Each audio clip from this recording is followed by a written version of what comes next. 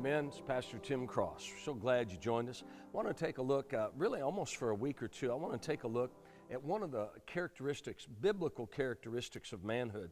And we find it here in the book of 1 Kings chapter 2, verses 1 and 2. And it's really as David is coming to the end of his life, and he's called his son Solomon in, and he's giving some instructions, and we'll find out here, he's giving him some instructions for manhood. And he says this, in verse 1, now the days of David drew near that he should die, and he charged Solomon his son, saying, I go the way of all the earth. Be strong, therefore, and prove yourself a man. Act like a man.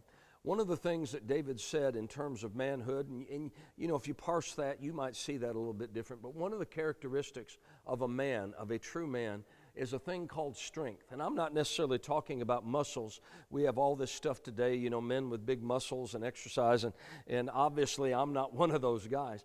But there is a strength that is not just a physical strength, it's an internal strength. It's something that a man might not be in physical shape, but he has a strength about him. And so I want to take a little while and talk about what it means to be a strong man. And sometimes to understand strength, you got to take a look at weakness, because I've seen some men with very strong muscles that were physically strong, but yet internally they were weak.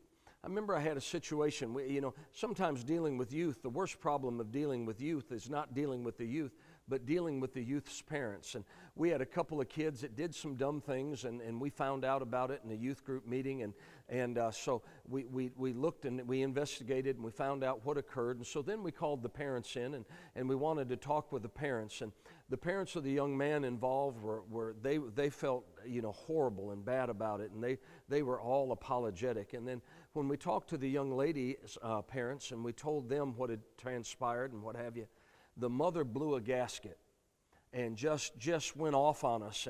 And it wasn't like we were trying to be mean or horrible. We had a plan to help deal with them, and it was a gracious plan. It wasn't like we were angry, but you guys, you know, we're not so sure this really happened. We're not so sure you dealt with this right, and et cetera. And she just blew up and stormed out of the room.